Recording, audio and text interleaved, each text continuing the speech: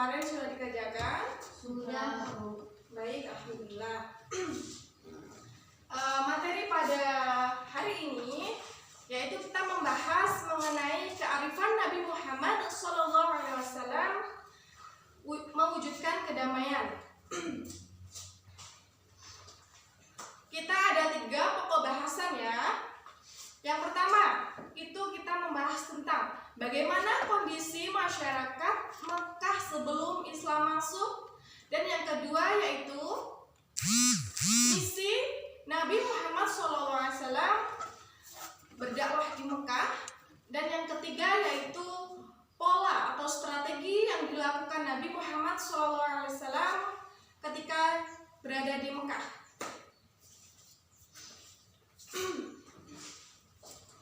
Baiklah, sebenarnya Ibu sudah menyiapkan slide materi atau PPT di laptop Ibu, tetapi karena tidak ada LCD, jadi Ibu tidak bisa menampilkan ya. Ibu akan menjelaskan bagaimana kondisi masyarakat Islam sebelum masuk ke Mekah ya. Ada yang tahu bagaimana kondisinya? Tidak ya? Baik. Kondisi masyarakat Islam kondisi masyarakat di Mekah sebelum Isa masuk itu yang pertama, kondisi ketuhanan atau tauhid. Nah, di situ dulu masyarakat Mekah itu menganut paham atau mempercayai akan adanya tauhid atau Tuhan di bawah pimpinan Nabi Ibrahim alaihissalam, dan kemudian digantikannya oleh anaknya. Anak Nabi Ibrahim siapa? Anak-anak Nabi Ismail alaihissalam.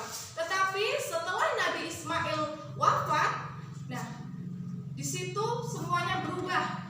Masyarakat di Mekah itu sudah pindah keyakinan menjadi meyakini berhala ya. Kemudian ada juga yang meyakini matahari, ada juga yang meyakini hantu, kemudian jin dan lainnya. Nah, awal mulanya masyarakat Mekah itu meyakini berhala dan tahu caranya menyembah berhala. Itu ada yang mengajarkan, yaitu salah satu seorang tokoh pembesar yang dari suku Khuzaimah yang bernama Amir bin Khubayb. Nah, kemudian setelah itu si Amir ini mengajak masyarakat di Mekah itu membuat berhala yang paling besar atau pemimpin dari berhala-berhala lainnya. Ada yang tahu nama berhala yang paling besar? Ada, Bu. Ya, Egit, silakan. Namanya Hubal. Ya, betul. Nama berhala yang paling besar adalah Hubal. Dan itu adalah menjadi pemimpin berhala yang lainnya. Kemudian di situ berhala sudah mencapai 362 kira-kira ya. Begitu. Jadi disitulah puncaknya atau bisa disebut pada zaman jahiliyah. Apa yang dimaksud zaman jahiliyah? Ada yang tahu? Zaman jahiliyah itu atau disebut bodoh. Apa? Bodoh. Ya. Kemudian selain kondisi pada kepercayaan, Ibu akan membahas kondisi sosial sebelum Islam masuk ke Mekah ya. Kondisi sosial sebelum Islam masuk itu sangat buruk. Mengapa dibilang sangat buruk? Karena keadaan sosial di sana sangatlah tidak baik begitu. Masyarakat Mekah itu di sana suka mencuri, suka merampok, kemudian suka berzina, suka membunuh, dan bahkan menyedihkan sekali, seorang perempuan pada zaman itu, jika seorang orang tua melahirkan anak perempuan, maka anak tersebut akan dibunuh karena beliau atau masyarakat Mekah itu menganggapnya anak perempuan itu sebagai aib. Anak perempuan itu tidak memiliki kekuatan, tidak memiliki kehormatan, dan dianggap sangat rendah, sehingga banyak sekali yang membunuh anak perempuannya. Berbeda dengan laki-laki. Laki-laki di sana sangat dihormati dan mereka berpikir lelaki adalah mempunyai kekuatan, kemudian mempunyai kehormatan dan lainnya. Kemudian kita masuk dalam bidang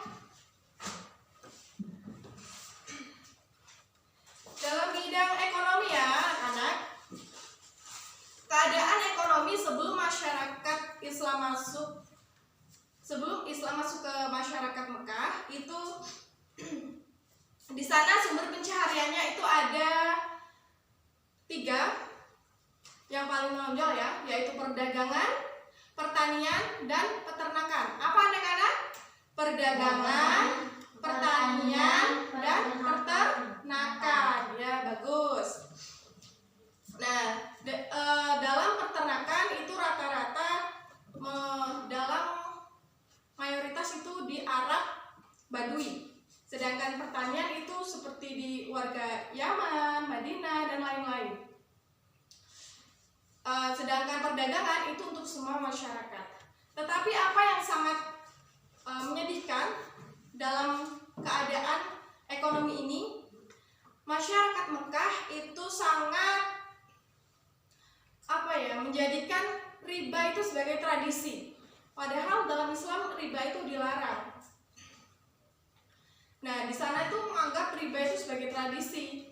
Dan awal mula masyarakat Mekah itu mengenal riba yaitu dari perdagangan antara orang-orang yang melakukan haji ke Mekah dari berbagai negara. Kemudian disitulah riba menjadi tradisi karena terpengaruh oleh bangsa lain saat melakukan haji ya. Sedangkan dalam kondisi politik masyarakat Mekah itu terdapat 3. Yang pertama Kekaisaran Nasrani atau Bizantium, yang kedua yaitu Kekaisaran Persia, dan yang ketiga dinasti Himyar. Baik, dalam kondisi politik ini terdapat atau terpengaruhi oleh 2 hal ya. Ada yang tahu? Tidak ya? Baik, Ibu akan menjelaskan apa yang mempengaruhi kondisi politik dalam masyarakat Mekah ini. Yang pertama yaitu interaksi antara dunia Arab dan Kekaisaran Bizantium dan Persia. Yang kedua itu persaingan antara agama Yahudi, Nasrani, dan Majusi. Nah, hal tersebut yang sering atau yang dapat mengakibatkan peperangan antar saudara atau antar suku. Baik, ada yang ditanyakan sampai sini? Tidak, Bu. Baik, jika tidak, mari Ibu akan melanjutkan ya pembahasan yang kedua, yaitu misi dakwah Nabi Muhammad SAW ketika di Mekah. Apa saja misinya? Ada yang tahu anak-anak? Ada, Bu. Baik, silakan dia. Misi dakwah Nabi yang pertama mengajarkan tauhid, yang kedua memperbaiki alam manusia, yang ketiga menjadi rahmatan lil alamin. Baik, benar sekali, pintar. Benar ya yang dikatakan teman kita, saudari Dian. Misinya ada 3. Yang pertama, mengajarkan tauhid. Tentu sudah tidak asing dan itu menjadi tujuan karena pada dahulunya sebelum Islam masuk, masyarakat Mekah tidak percaya akannya Tuhan, tidak percaya adanya keyakinan atau kepercayaan tauhid. Jadi Nabi Muhammad SAW mempunyai misi untuk mengajarkan tauhid kepada masyarakat Mekah. Nah, yang kedua apa tadi? Memperbaiki akhlak manusia. Memperbaiki akhlak manusia. Benar sekali. Nah, pada keadaan sosial yang sudah Ibu jelaskan tadi, akhlak masyarakat di Mekah itu rata-rata kurang baik atau tidak baik ya, karena sering minum minuman khamar, sering berjudi, sering berzina dan lainnya. Maka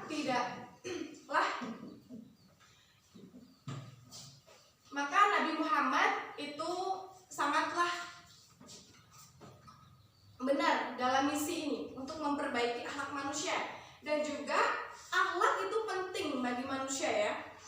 Rasulullah itu menyebutkan bahwa orang yang rajin sholat, rajin zakat, rajin puasa, itu akhlaknya bermasalah.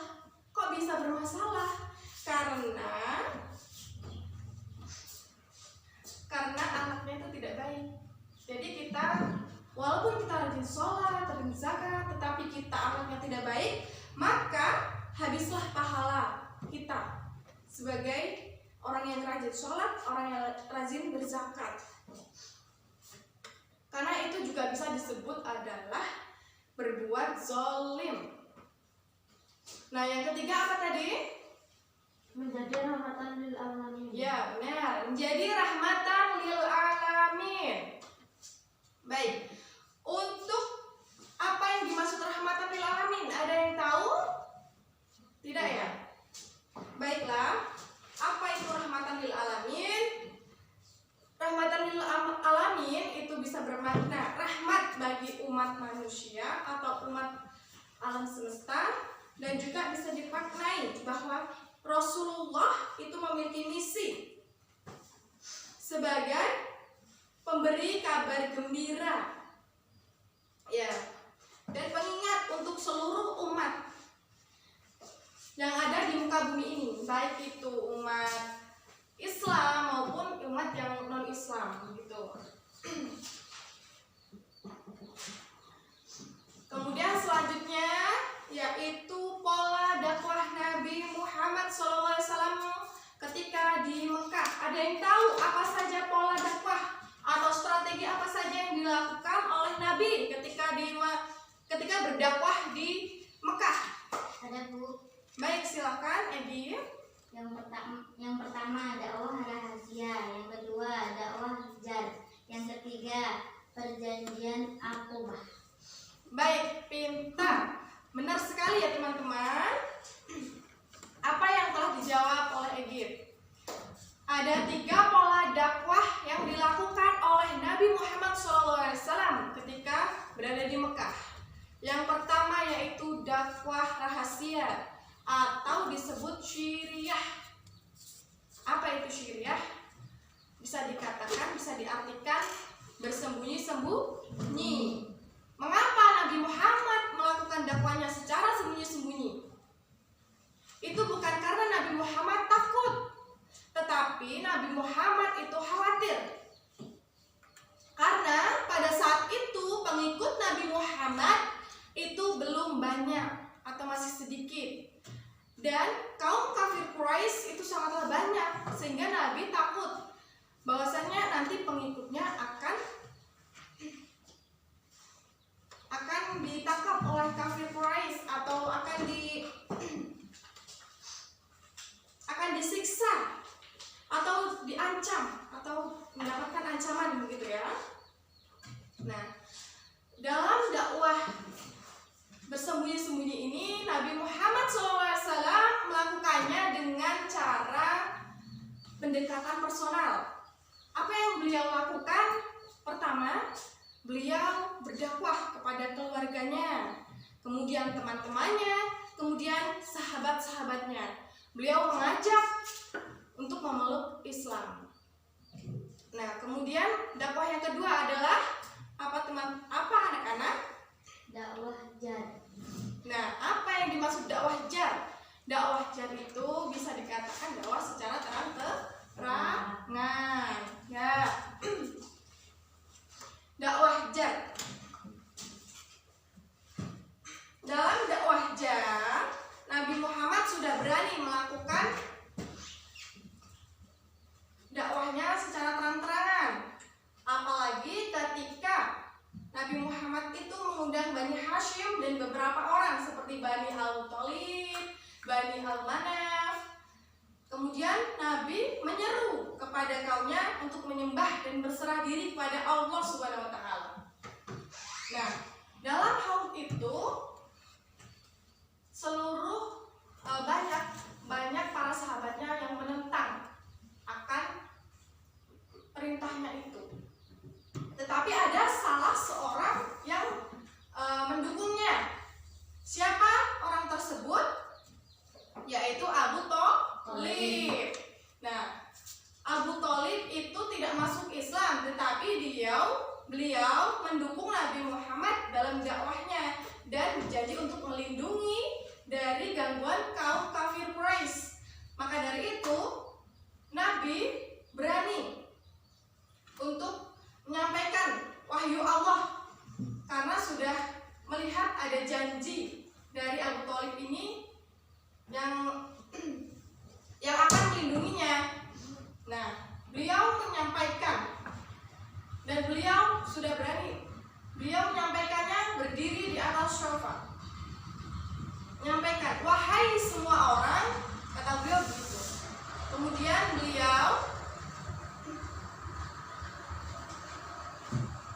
semua orang berkumpul dan lalu beliau mengajak mereka semua untuk tauhid atau iman kepada Allah. Nah, kemudian yang ketiga, pola atau strategi dakwah Nabi apa tadi? Perjanjian Aqabah. Ya, perjanjian Aqabah. Ada yang tahu apa perjanjian Aqabah, anak-anak? Tidak. Baik. Mau berangkat haji. Nah, di sini perjanjiannya kaum tersebut mendukung Nabi Muhammad, kemudian kaum tersebut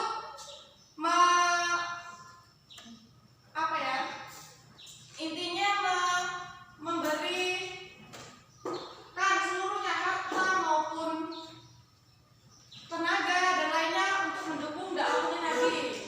Oke. Baik, itulah penjelasan dari Ibu ya. Selanjutnya yaitu Ibu akan memberikan pertanyaan. Kita uji konsentrasi. Oke. Kita mulai ya. Konsentrasi. Konsentrasi dimulai. Oke, nomor urut absen 1.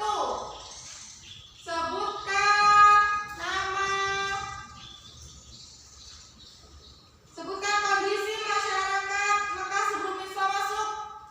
Menyembah berhala, menyembah matahari, menyembah setan atau jin. Oke, betul. Selanjutnya, satu lagi ya. Konsentrasi. Konsentrasi dimulai. Oke, nomor absen 3. Sebutkan misi Nabi Muhammad. Ayo, misi. Misi dakwah Nabi mengajarkan tauhid, memperbaiki alam manusia menjadi rahmatan lil alamin. Oke, alhamdulillah. Baik, Ibu Rasa.